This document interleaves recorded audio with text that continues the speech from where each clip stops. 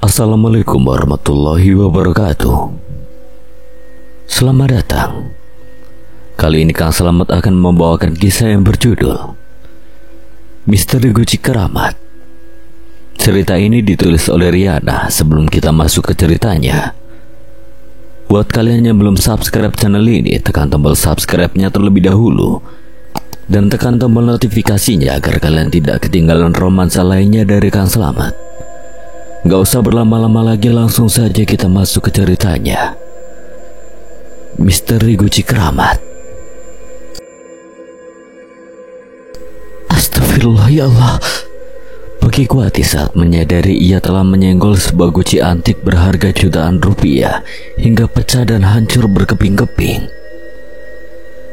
Ketakutan seketika melanda. Majikannya pasti akan marah mengetahui guci kesayangannya kini telah menjadi serpihan yang berserakan di lantai. Mendengar suara pecahan sebuah benda, Mary selaku pemilik rumah segera mengecek sumber suara. Alangkah terkejutnya dia saat melihat guci mahal kesayangannya telah pecah. Astaga, kenapa kamu memecahkan guci itu, Wati? Saya sudah bilang, saat kamu bersih-bersih hati-hati. Lihat, karena keteledoran kamu, guci itu sampai pecah. Kamu baru 1 bulan kerja di sini tapi sudah membuat guci kesayangan saya hancur. Kamu tahu berapa harga guci itu? Maaf Bu, saya tidak sengaja. Makanya kalau kerja itu hati-hati. Jangan sampai merusak barang orang lain. Cepat bereskan. Saya tidak mau tahu. Pokoknya kamu harus ganti guci itu. Tapi saya tidak punya uang, Bu. Saya potong dari gaji kamu tiap bulan. Kamu harus tetap kerja di sini sampai utang melunas. Ingat, jangan coba-coba kabur dan lari dari tanggung jawab. Ia tahu siapa Mary. Sifatnya yang sedikit jutek serta keras kepala membuatnya sering mendengar perdebatan Mary dengan anak maupun suaminya. Sebelum kerja di rumah Mary yang keturunan Tionghoa, Wati sudah diberitahu jika majikannya nanti orang Cina. Lewat seorang penyalur tenaga kerja yang bekerja sama dengan sebuah yayasan, Wati mendapatkan pekerjaan sebagai ART setelah interview langsung dengan Mary lewat telepon.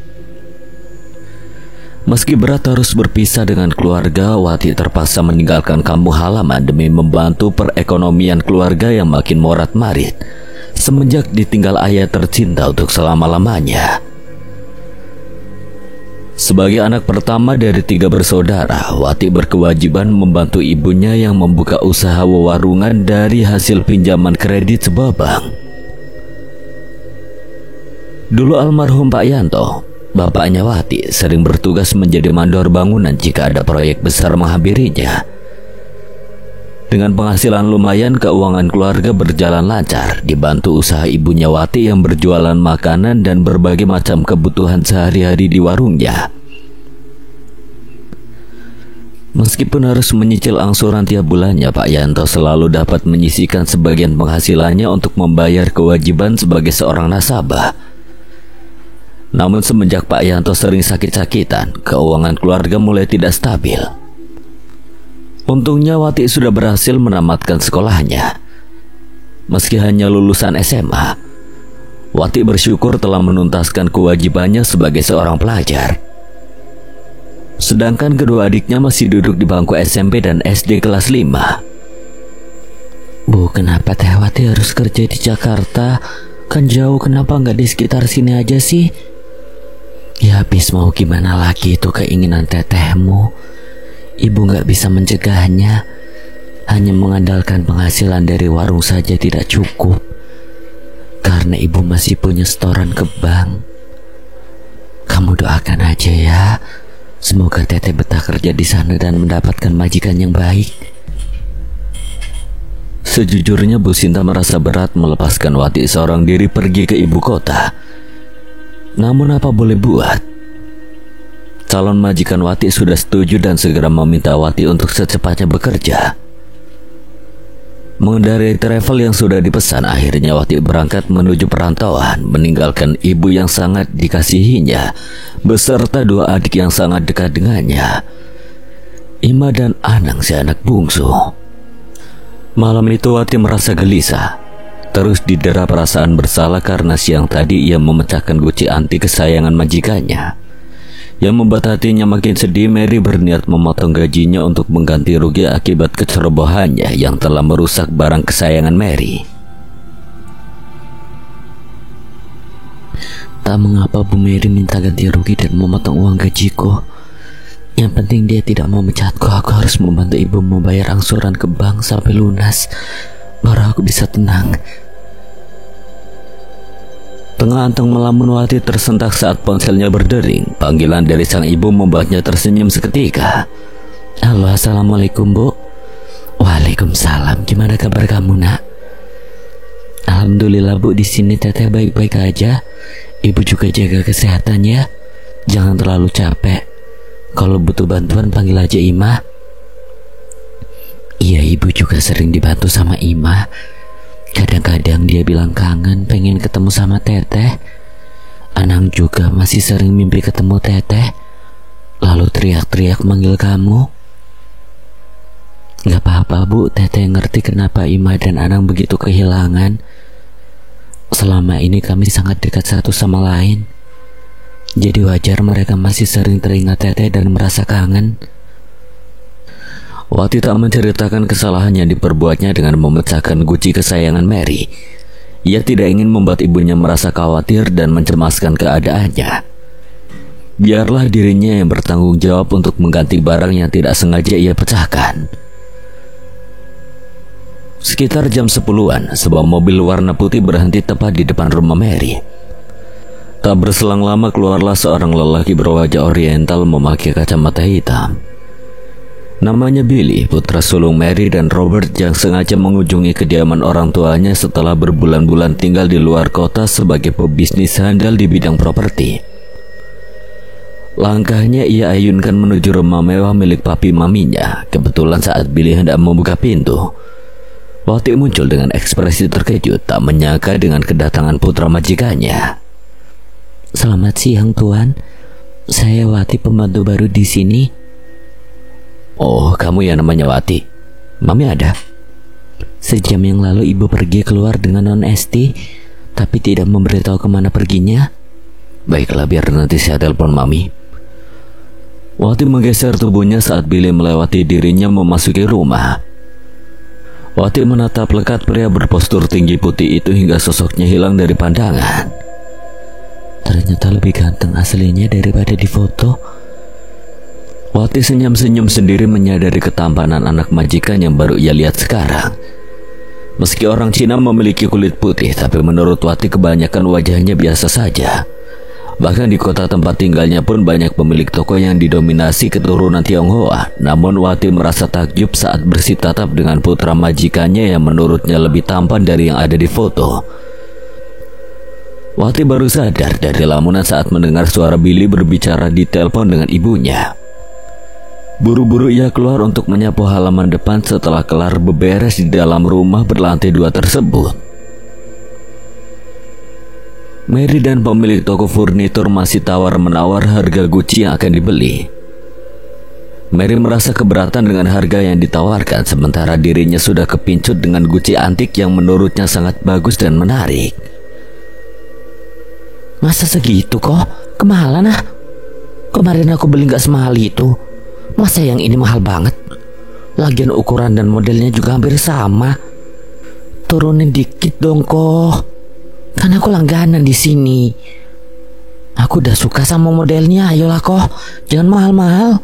Hayya, nggak bisa Ce. Gue dapat guci ini dengan susah payah. Nggak bakal gue jual dengan harga murah. Ya kok nawar dikit, masa nggak boleh? Orang mami aku udah langganan di sini. Ya sudah, kalau nggak mau nggak maksa. Masih ada pembeli lain yang bersedia membeli guci antik ini dengan harga yang sesuai. Gimana Mi, nggak bisa ditawar? Aku juga suka sama gucinya. Ya udah, daripada nggak dapat, nggak apa-apa di harga segitu juga. Nah gitu dong Ce. Gue jamin Cece gak bakal nyesel beli ini barang ah. Soalnya apa kok? Gucci ini memiliki aura mistis. Dari yang gue dengar, Gucci ini pernah diperebutkan oleh... Kok saya mau ambil barangnya kemarin? Seorang pelanggan menghentikan ucapan Ko Aliong yang membuat Mary dan putrinya saling berpandangan. Sorry ya, lain kali aja we cerita. Yang penting Gucci ini udah berada di tangan yang tepat. Setelah transaksi selesai, Mary dan Esti bergegas pergi dari toko Ko Aliong. Sebelum pulang, mereka menyempatkan mampir ke swalayan untuk membeli cemilan dan beberapa mie instan buatan luar yang sudah menjadi kegemaran keluarga Robert. Billy menatap lekat Gucci baru yang tadi siang dibeli maminya seraya memegang dagu. Ia bergumam. Kelihatannya hanya sebuah Gucci biasa. Modelnya juga hampir sama dengan yang dulu. Tapi kenapa penjualnya bilang Gucci ini memiliki aura mistis? Paling singkong cuma mau nakut-nakutin doang, biar mami gue penasaran. Billy meninggalkan ruangan di mana Gucci antik yang baru dibeli tadi siang ditaruh di sana. Saat semua penghuni rumah terlena di peraduan, sebuah cahaya terpancar dari arah Gucci. Cahaya kekuning-kuningan yang membiaskan sinarnya ke segala penjuru. Suasana ruangan yang gelap karena memang sengaja dimatikan menjelang tidur mendadak terang dengan cahaya yang berpendar memenuhi ruangan. Berikutnya, sosok perempuan berambut panjang memakai gaun warna putih keluar dari dalam Gucci. Perlahan-lahan sosoknya melayang lalu mendarat di depan Gucci tersebut. Kedua telapak kaki telah menyentuh lantai. Parasnya yang cantik namun terlihat pucat menatap kosong ke sebuah arah. Untuk beberapa saat sosok itu termangu di tempat. Ia berharap keberadaannya sudah tepat. Tugasnya mencari kekasih hati yang dibawa lari oleh seseorang akan ia lanjutkan hingga bertemu dengannya. Tubuh Wati menggeliat, dirinya merasakan hawa dingin menyapu wajah. Ia membuka matanya perlahan. Perasaan barusan ada yang menyentuh wajahku. Apa cuma mimpi? Wati keluar dari kamar menuju toilet yang berdampingan dengan kamarnya. Letak kamarnya berada di lantai 2, berhadapan langsung dengan tempat mencuci pakaian. Melihat jam di dinding menunjukkan pukul 2 dini hari, Wati melanjutkan tidurnya. Alarm ponselnya akan berbunyi bertepatan dengan azan subuh berkumandang. Seterusnya ia akan mandi, kemudian melaksanakan sholat subuh. Lantas memulai pekerjaan dengan merendam pakaian sebelum mencucinya. Berhubung majikannya non-muslim, Mary dan suaminya bangun agak siang. Begitupun dengan Esti yang tidak setiap hari kuliah. Ia bisa bangun sesuka hati, kadang jam 8 baru keluar dari kamarnya langsung menuju meja makan buat sarapan. Sedangkan Wati yang sudah terbangun sejak pagi sekali mesti beres-beres rumah dengan sigap. Sebelum majikannya keluar kamar, seluruh ruangan sudah harus bersih. Sedangkan untuk memasak, Mary tidak terlalu menekankan urusan mengolah makanan ke tangan pembantu. Biasanya ia sendiri yang akan membuatkan menu spesial untuk keluarga, terlebih untuk suaminya yang memang sangat menggemari masakan sang istri. Sadar pembantunya seorang muslim, Mary tidak membolehkan tangan Wati menyentuh daging babi yang terkadang ia olah di momen-momen tertentu. Jika ada acara keluarga atau kumpul-kumpul di rumahnya, ia akan sibuk mengolah daging tersebut sebagai menu utama untuk disajikan di depan saudaranya. Pun bila ada anggota keluarga yang berulang tahun, mereka kerap merayakannya di luaran sembari mengadakan acara makan-makan di restoran mewah. Sedangkan Wati memilih untuk berdiam diri di rumah. Pernah sekali ia diajak shopping ke mall hanya untuk membantu membawakan barang belanjaan. Saat Tuan Robert sudah berangkat ke tempat kerja sebagai pemilik toko elektronik di kota tempatnya tinggal, nampak Nyonya Mary, Billy dan Esti duduk bersama di ruang keluarga sambil membicarakan perihal Gucci yang kata penjualnya memiliki aura mistis. Tapi Mami gak percaya dengan ucapan Ko Aliong. Bisa aja kan dia berbohong supaya Mami penasaran dan tergiur buat beli tuh Gucci. Masa harganya 4 juta lebih mahal dari harga Gucci yang Wati pecahkan? Coba aja Wati hati-hati, gak bakalan Gucci itu sampai hancur berkeping-keping gara-gara kecerobohannya. Nyonya Mary berucap sinis menyinggung kesalahan Wati yang tidak sengaja memecahkan Gucci kesayangannya. Udah lama ya, lagi pula Wati gak sengaja pecahin tuh guci. Dia juga udah minta maaf kan, gak usah dibahas terus. Kasihan dia. Habisnya Mami masih kesel sama Wati, jadinya harus keluar duit lagi buat beli guci. Dia mana sanggup beli guci semahal punya Mami.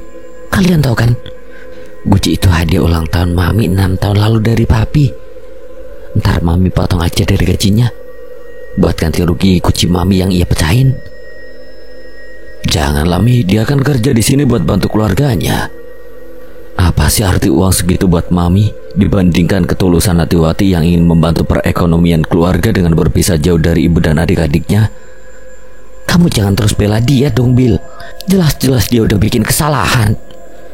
Iya, kenapa sih Kak belain dia terus? Kalau bukan karena Wati, Mami gak harus ngeluarin uang banyak buat beli guci baru. Aku gak ngebela Wati, justru karena aku sadar kasta kita berbeda dengannya. Makanya kita jangan terlalu menekan dia buat mengganti rugi harga barang yang masih bisa kita beli. Uang bisa dicari, Mi. Kita butuh tenaga Wati, jauh-jauh dia datang dari Banjar untuk bekerja di rumah kita. Jangan terlalu bersikap arogan sama dia. Kita harus saling menghargai, Mi. Kamu mau ngajarin Mami? Nyonya Mary menatap tajam putranya yang memang dikenal ramah dan baik hati. Berbeda dengan perangainya Nyonya Mary dan adiknya Esti. Bukan begitu, Mi. Aku cuma gak mau Mami terlalu memaksa Wati buat ganti rugi, apalagi sampai harus memotong gajinya. Biar aku yang ganti uangnya Mami. Apa? Kamu mau berbaik hati membantu utangnya Wati sama Mami? Gak bisa, Bil. Mami gak setuju. Pokoknya dia harus membayar guci yang sudah dia pecahin, titik. Nyonya Mary berkata tegas tanpa bisa dibujuk lagi. Billy tidak ingin terus berdebat dengan maminya. Ia sudah memahami watak sang ibu yang tidak pernah mau mengalah dan selalu merasa benar. Sementara itu Ima yang baru pulang sekolah dengan diantar temannya yang kebetulan rumahnya searah, tidak melangkah masuk ke dalam rumah ketika seseorang berteriak memanggilnya. Mah, Ima. Ima menoleh, dilihatnya lelaki berambut ikal sebahu tengah berjalan cepat ke arahnya. Dialah Johan yang sering dipanggil Bang Kumis. Ada apa Bang, panggil-panggil Ima? Abang mau minta nomornya Wati. Soalnya yang dulu udah gak aktif, dia pasti ganti nomor kan? Pria bertubuh tinggi besar berwajah manis tersebut menatap Ima penuh harap. Ngapain abang minta nomor HP Teh Wati? Nanti kalau ketahuan sama istri abang baru tahu rasa. Ayolah Ma, please. Kamu tahu dulu abang pernah deket sama Wati sebelum nikahin Lilis. Belum sempat ngungkapin rasa, Lilis sudah nyerobot duluan. Makanya jadi cowok itu jangan pelintut-pelintut. Sekarang nyesel kan abang gak bisa deketin Teh Wati. Udah, aku gak mau ngasih tahu, nanti Teh Lilis marah ke Ima. Ima hendak melangkah ketika tangan Johan mencekal lengannya sehingga langkah kaki Ima tertahan. Apalagi Bang, aku gak mau ngasih tahu nomornya Teh Wati. Kalau abang maksa aku bakal laporin ke Teh Lilis loh. Kesal dengan sikap Johan, Imah mengancamnya lalu berlalu meninggalkan Johan yang masih terdiam mematung di tempatnya. Gagal mendapatkan nomor HP Wati, Johan melangkah gontai meninggalkan halaman rumah Wati yang tidak seberapa luas. Sejujurnya Johan masih menyimpan rasa terhadap Wati yang sudah lama ditaksirnya. Sebelum menikahi Lilis, lumayan sering Johan mengajak Wati jalan. Terkadang ia sengaja membawa Wati ke sungai sambil memancing. Siapa tahu umpannya nyangkol ke mulut ikan buat dibakar. Di sana mereka ngobrol sambil ketawa-ketawa. Sifat Wati yang ramah dan murah senyum membuat Johan terpesona dengan kebaikan putri pasangan Pak Yanto dan Ibu Sinta tersebut. Selain ramah dan murah senyum, Wati juga memiliki paras ayu. Kulitnya yang kuning langsat, berbeda dengan Imah yang berkulit sawo matang. Sebagai adik kakak, mereka kerap dibanding-bandingkan. Walau kulitnya tidak secerah sang kakak, wajah Ima lumayan manis untuk ukuran gadis seusianya yang baru duduk di bangku SMP kelas 9. Malamnya Johan termenung di tempat tidur sambil sandaran sembari scroll postingan di ponselnya. Meski matanya menatap layar HP, pikirannya melayang entah kemana. Ia ingin sekali bicara dengan Wati di telepon. Sayangnya Wati sengaja mengganti nomor handphone karena ia tidak ingin diganggu oleh Johan yang telah beristri. Ngapain sih abang masih suka telepon Wati? Abang kan udah punya istri. Gak baik kalau abang masih berhubungan dengan wanita lain. Sementara ada wanita yang sangat mencintai abang. Wati gak mau bikin Lilis cemburu dikiranya aku wanita ganjen yang mau merebut suami orang. Kamu jangan bicara seperti itu, Wati. Kamu tahu abang terpaksa menikahi Lilis karena ibunya kenal baik dengan orang tua abang. Jadi abang merasa gak enak kalau harus menolak cintanya Lilis. Ya udah kalau gitu abang jangan ganggu Wati terus. Lagian abang gak pernah bilang cinta kan sama Wati. Dia punya istri, jangan main api bang.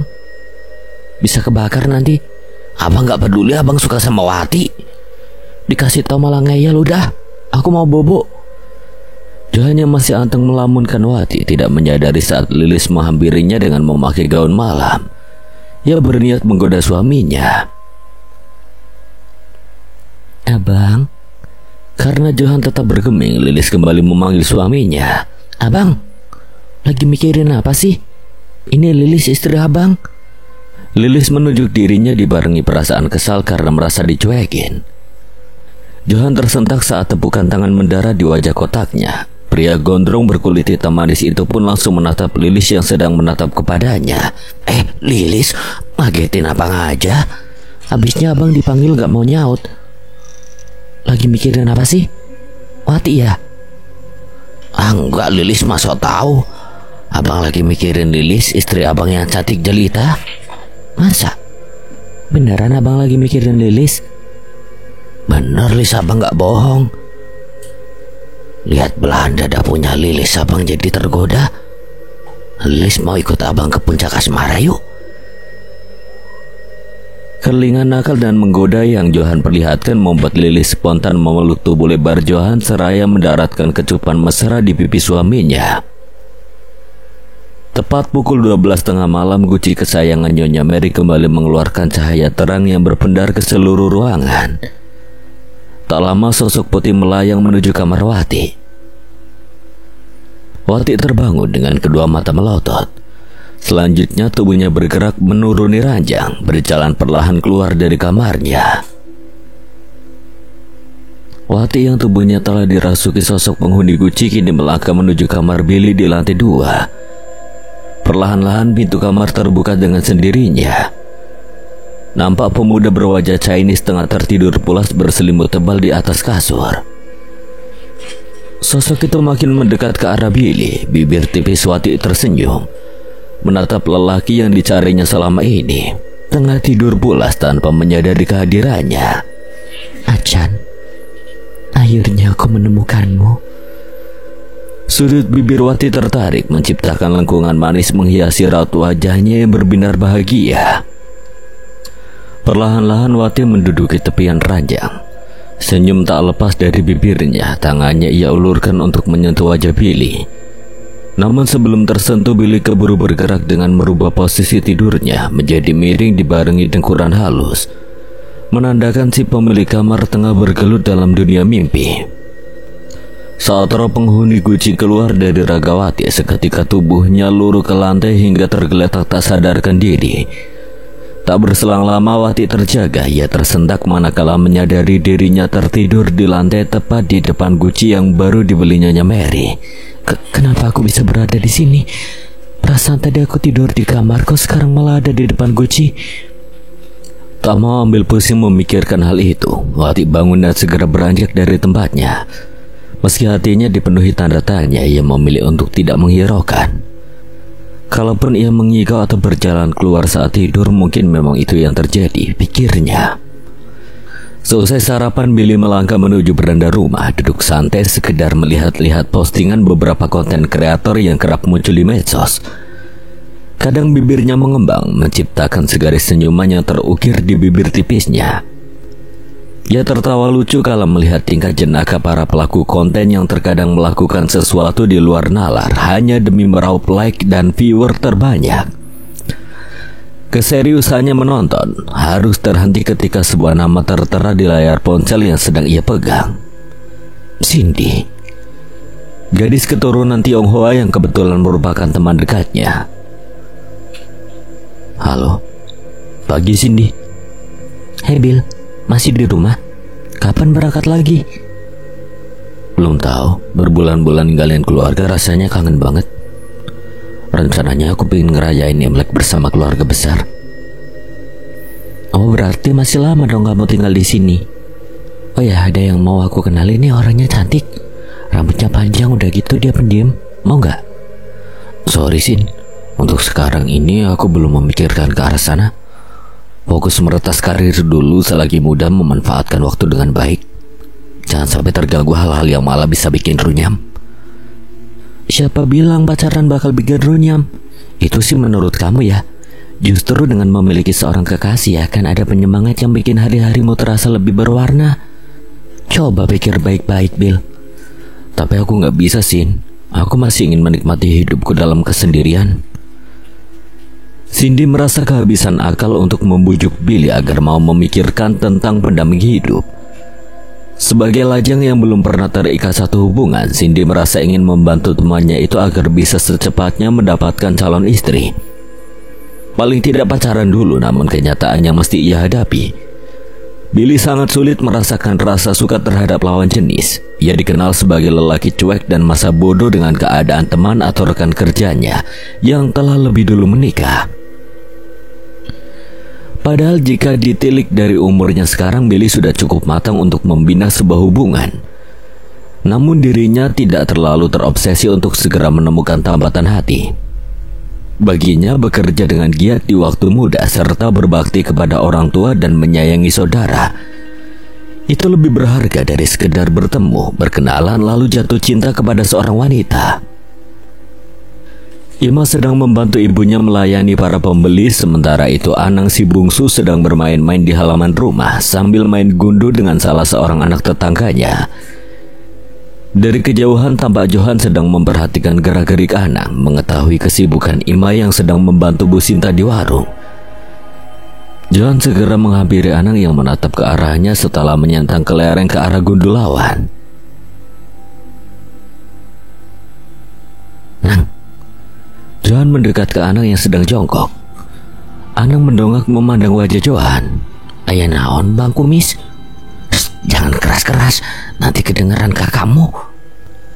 Ya terus ada apa pakai bisik-bisik segala? Emang kenapa si Teteh nggak boleh tahu? Udah jangan banyak tanya. Sekarang abang minta nomor HP Wati. Mumpung si Ima lagi ngeladangan, kamu tulis di selembar kertas lalu kasih ke abang buruan cepet. Meski kurang paham maksud Johan, tanpa membantah Anang masuk ke dalam rumah yang mencari-cari ponsel Ima. Tapi tak jua menemukan. Pencariannya berakhir di warung. Anang melihat ponsel Ima tergeletak di atas meja. Anang berjalan mendekat ke sana, namun sebelum tangannya berhasil menggapai ponsel, Ima sudah lebih dulu memergokinya. Mau ambil ponsel ya? Enggak Teh, aku mau apa? Bang Kumis nyuruh apa sama kamu? Teh, Bang Kumis nyuruh aku ngasih tahu nomornya Teh Wati kan? Iya Teh. Keterlaluan sih Bang Kumis. Sudah dibilangin jangan ganggu Teh Wati, masih aja ngeyel.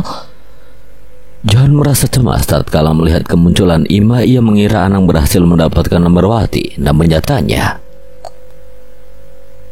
Aku harus bilang berapa kali sama abang agar jangan lagi nanyain nomornya Teh Wati.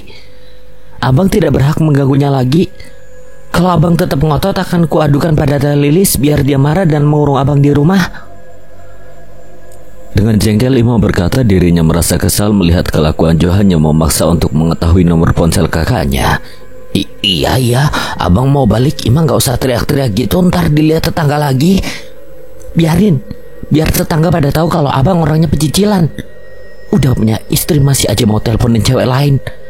Teh Lilis kan cantik, kulitnya putih, bibirnya merah merona. Udah gitu pantatnya bahenol. Masih aja ngelirik Teh Wati, cepet pulang. Aku gak suka abang ada di sini. Ima mengusir Johan yang merasa heran karena sekarang ia berani menghardik dirinya. Mau tak mau Johan segera pergi, terlebih saat Bu Sinta keluar untuk melihat ketegangan yang terjadi antara Johan dengan putri keduanya. Malamnya Lilis menemani Johan yang sedang duduk santai sembari menikmati secangkir kopi panas buatan Lilis.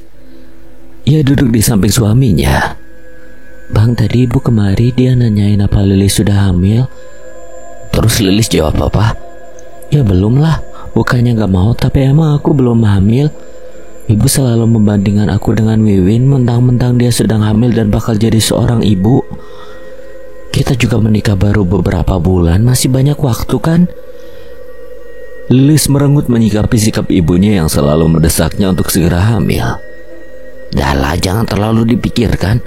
Anggap aja angin lalu, kalau udah waktunya kamu juga bakal hamil dan punya anak. Johan berusaha membesarkan hati Lilis yang merasa resah usai didesak banyak anak oleh ibunya.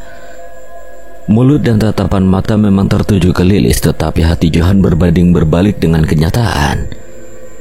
Ia sedang memikirkan Wati yang sangat dirinduinya semenjak meninggalkan kampung halaman untuk bekerja di Jakarta. Pada malam berikutnya, tepat jam 12, keluarlah sosok perempuan penghuni Guci. Seperti sebelumnya, langkahnya ia arahkan menuju kamar Billy setelah terlebih dahulu rohnya merasuki tubuh Wati. Di waktu bersamaan, Billy terjaga dari tidur usai mengalami sebuah mimpi. Suasana kamarnya yang terasa dingin karena dilengkapi alat pendingin ruangan membuatnya segera menarik selimut untuk menutupi seluruh tubuhnya. Namun baru saja hendak memejamkan mata, Billy terkejut ketika pintu kamarnya terbuka. Matanya memicing memperhatikan sosok yang berdiri di depan pintu. Suasana kamarnya yang temaram membuatnya tidak melihat dengan jelas siapa wanita itu. Billy segera menyingkap selimut. Ia berdiri dan berjalan menghampiri Wati yang masih berdiri. "Wati, sedang apa kamu di sini? Ini sudah malam, harusnya kamu tidur." Billy berkata di depan Wati yang bukannya menjawab pertanyaan Billy, malah menatapnya dengan senyuman yang mengembang seketika. Tentu saja Billy merasa heran. "Acan, akhirnya kita bertemu. Aku sangat merindukanmu." "Apa maksudmu? Aku bukan Acan. Kamu Wati kan?" Wati tetap bergeming saat Billy menghampirinya, memperhatikan dengan seksama wajah ART di rumahnya. Billy merasa ada yang tidak beres dengan Wati. Sebelum hilang rasa penasarannya, Wati telah menyentuh kedua tangan Billy sembari menatapnya penuh bahagia. "Kemana saja kamu selama ini, Acan? Aku mencarimu, kenapa kau tinggalkan aku?" "Wati, kamu kenapa? Aku Billy, bukan Acan." Billy mencoba melepaskan genggaman tangan Wati, namun apa yang terjadi kemudian? Wati refleks memeluk tubuh Billy dengan erat, seakan menumpahkan kerinduan yang terpendam sekian lama. "Jangan tinggalkan aku lagi, Acan. Kita akan terus bersama, membangun mahligai indah. Akan kita singkirkan orang-orang yang menentang hubungan kita." Wati terus memeluk Billy tanpa menghiraukan ucapan tuanya yang merasa heran dengan kelakuan pembantunya. Merasakan keanehan yang tengah menimpa dirinya dan juga Wati, Billy segera mengurai pelukan Wati, lantas mengguncang-guncangkan tubuh kecil Wati yang bermata sipit itu. "Sadar Wati, aku Billy, bukan Acan. Siapa kamu sebenarnya?" Keduanya saling beradu tatap. Mendadak sepasang mata Wati menjadi sendu. Tatapannya kian melemah, seakan detik kemudian tubuh Wati pun terkulai di pangkuan Billy. Billy segera menangkap tubuh Wati yang tidak sadarkan diri, merasa kebingungan. Sontak Billy menggendong Wati lalu membawanya ke kamar yang sama-sama berada di lantai 2. Dengan perlahan Billy membaringkan tubuh Wati di ranjang, namun tanpa diduga tiba-tiba Wati terbangun mendapati Billy sedang merangkul tubuhnya. Wati terkejut bukan main. "Apa yang Tuan lakukan? Sedang apa Tuan di sini?" Seruan Wati mengagetkan Billy. Ia mengibaskan tangan Billy yang masih menyentuh pundaknya. "Jangan keras-keras, nanti Mami dengar. Kamu jangan salah paham." "Tapi kenapa Tuan Billy ada di kamar saya? Apa Tuan mau Wati terdiam saat tangan Billy refleks menutup mulutnya.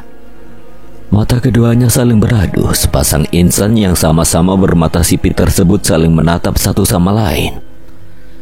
Menatap wajah tampan putra majikan dalam jarak yang sangat dekat membuat jantung Wati berdebar-debar. Dadanya yang bergerak turun naik terlihat oleh Billy. Adapun Billy yang baru kali ini melihat rambut panjang Wati tergerai, merasa terkesima dengan kecantikan natural gadis berkelopak mata sipit itu. Meski berasal dari suku Sunda, wajah Wati tidak ubahnya seperti orang Cina yang memiliki perpaduan wajah khas Oriental. Sebab itulah sosok penghuni Guci memanfaatkan tubuh Wati yang menjadi perantara dirinya dapat berkomunikasi dengan Billy, yang ia kira sebagai kekasihnya. Kebetulan pula wajahnya memang mirip dengan sosok yang bersemayam di dalam guci tersebut. Wati terhenyak membuat Billy refleks menjauhkan tangannya dari wajah Wati. Wati menunduk dengan hati penuh tanda tanya. Kenapa Billy berada di kamarnya mengamati keadaan dirinya yang masih lengkap memakai setelan piyama? Wati merasa lega, berarti Billy memang tidak berniat jahat kepadanya. Apa yang kamu lakukan tadi di depan kamar saya? Maksud Tuhan? Jadi kamu tidak mengingatnya? Berarti ada yang tidak beres ini. Maksud Tuhan apa? Apanya yang tidak beres? Sekarang saya mau tanya, apa kamu merasakan hal-hal aneh tadi? Coba kamu ingat-ingat. Billy meminta Wati untuk mengingat kejadian sewaktu Wati memasuki kamarnya lalu memeluknya tanpa sungkan. Dahi Wati berkerut sembari mengingat-ingat sesuatu, namun ia tidak mengingat apapun. Memangnya apa yang sudah saya lakukan, Tuhan? Wati bertanya karena penasaran dengan sikap Billy. Merupakan kesempatan juga baginya untuk berbicara berdua dengan Billy yang membuatnya suka curi-curi pandang saat sedang melakukan pekerjaan. Tadi kamu membuka pintu kamar saya dan memanggil saya Arcan. Lalu kamu memeluk saya pikir kamu lagi ngigo atau apalah. Tapi yang saya lihat sepertinya tadi bukan kamu. Saya mengira kamu sedang dirasuki roh seseorang dan menganggap saya adalah kekasihnya. Billy menjelaskan kejadian aneh yang belum lama ia alami. Ucapan Billy sungguh membuat Wati semakin bingung. Bagaimana mungkin dirinya memasuki kamar Billy lalu memeluk tuannya, sedangkan yang ia rasakan tadi justru Billy yang sedang memeluknya. Untung dia keburu bangun. Gak mungkin saya melakukan apa yang Tuhan katakan. Tuhan pasti bohong, justru Tuhan yang ketahuan sedang memeluk saya, iya kan? Saya bilang jangan keras-keras ngomongnya. Meski ruangan kamar Mami kedap suara, tetap aja saya khawatir ada yang melihat kita. Apalagi sekarang tengah malam, berduanya kita di sini bisa jadi fitnah tahu. Billy merasa sedikit kesal dengan ucapan Wati yang menyangkal karena sememangnya Wati tidak merasa melakukan apa yang Billy ucapkan. Ya sudah kalau gitu cepat Tuhan tinggalkan kamar saya. Orang lagi tidur nyenyak malah dibilang masuk ke kamar lalu main peluk. Tuhan jangan coba-coba fitnah saya ya. Saya bisa laporkan sama ibu. Wati berbicara dengan nada marah karena masih merasa kesal dengan tuduhan Billy, sedang ia tidak merasa melakukan apapun. Akhirnya Billy pun beranjak dari tempat tidur Wati sebelum meninggalkan kamar pembantunya. Billy menatap Wati beberapa saat, kemudian melangkah perlahan dengan hati diliputi keheranan yang belum menemukan jawaban. Merasakan kejanggalan yang terjadi pada dirinya dan juga Wati, Billy tidak dapat meneruskan tidur. Ia masih penasaran dengan kejadian tadi. Jika benar dugaannya bahwa Wati telah dirasuki, lalu siapa yang melakukannya? Tak berbeda jauh dengan apa yang dirasakan Wati, ia pun tidak bisa melanjutkan tidur lelapnya usai keberadaan tuannya di dalam kamar. Wati berpikir mungkin cuma akal-akalan Billy saja mengenai sosok yang merasuki dirinya. Padahal yang sebenarnya terjadi, Billy hendak berbuat tak senonoh kepadanya. Apa benar yang Tuan Billy katakan tadi? Masa iya aku masuk ke kamarnya lalu meluk dia? Gak mungkin, Tuan Billy pasti mengada-ada, wajahnya aja kelihatan baik padahal kelakuannya buruk. Besok-besok aku harus mengunci kamar. Aku memang suka sama orangnya karena dia ganteng, tapi melihat kelakuannya aku harus hati-hati. Bisa aja Tuan Billy punya niat jahat padaku. Pagi harinya Wati bersikap biasa saja seolah tidak terjadi apa-apa tadi malam antara dirinya dengan Billy. Bahkan ketika Wati berpapasan dengan Billy di depan tangga, Wati refleks menunduk sambil melewati tuannya.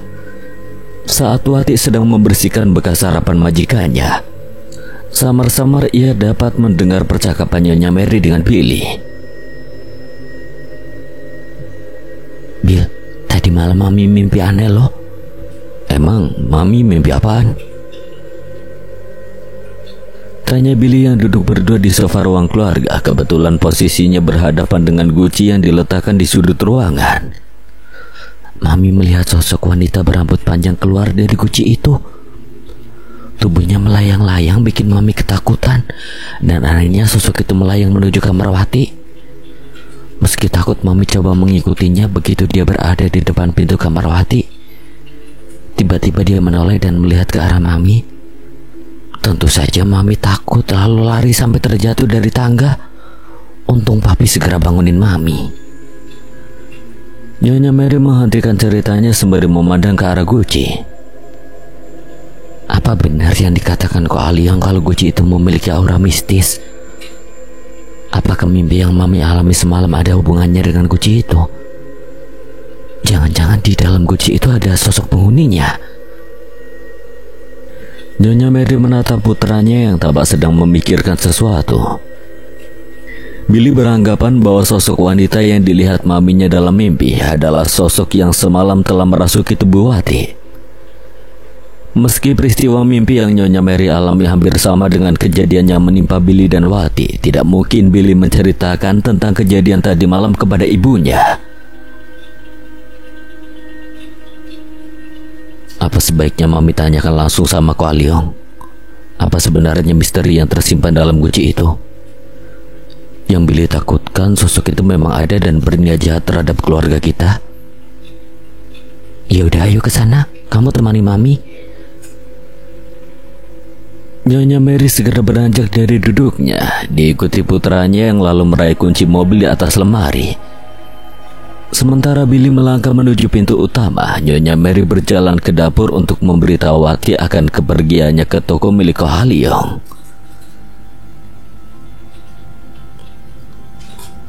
Wati, saya dan Billy mau keluar sebentar. Iya, Bu. Setelah berpamitan pada pembantunya, Nyonya Mary pun pergi bersama Billy. Tujuannya langsung ke toko Ko Aliong. Rasa penasaran Billy akan peristiwa semalam yang melibatkan dirinya. Wati dan juga Nyonya Mary harus segera mendapatkan jawaban. Kebetulan toko kelihatan sepi. Nyonya Mary segera menemui pemilik toko setelah menjelaskan maksud kedatangannya pada pegawai toko kepercayaan Ko Aliong. Selamat pagi, Ci. Apa kedatangan Cici kembali untuk membeli guci lagi ya? Tunjukkan balang bagus yang pasti bikin Cici suka. Mali. Baru juga Ko Aliong hendak melangkah, tetapi keburu dicegah oleh Nyonya Mary. Nggak usah kok. Saya kesini bukan mau beli guci. Saya cuma mau menanyakan perihal guci yang kemarin saya beli.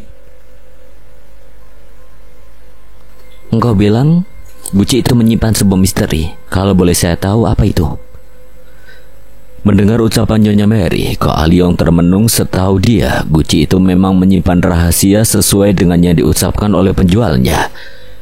Dua orang anak muda yang menjual guci tersebut memberitahu jika di dalam guci terdapat sosok arwah wanita yang meninggal karena kecelakaan. Dari mana dua pemuda tadi mengetahui tentang peristiwa yang dialami seorang wanita berdarah Tionghoa? Ya, dari seorang pendeta yang memang sengaja memasukkan roh wanita korban kecelakaan itu usai menyaksikan sendiri peristiwa maut yang menewaskan wanita tersebut. Dua pemuda yang merupakan teman dekat si pendeta nekat mencuri guci yang di dalamnya bersemayam roh seseorang, lalu menjualnya kepada Ko Aliong yang merupakan pemilik toko furnitur. Mendengar cerita Ko Aliong, Nyonya Mary manggut-manggut. Begitu pula dengan Billy yang semakin merasa yakin jika sosok wanita penghuni guci lah yang semalam merasuki tubuh Wati. Memangnya apa yang Cici alami sehubungan dengan adanya penghuni di dalam guci itu? Saya bermimpi melihat seorang wanita keluar dari dalam guci. Tubuhnya melayang-layang, saya sampai ketakutan kok. Berarti benar apa yang dikatakan pemuda itu. Lalu gimana si pendeta yang memasukkan roh wanita itu? Saya ingin agar dia segera mengeluarkan roh di dalam guci karena saya khawatir dia akan mencelakai keluarga saya. Waduh, kalau soal itu nggak tahu.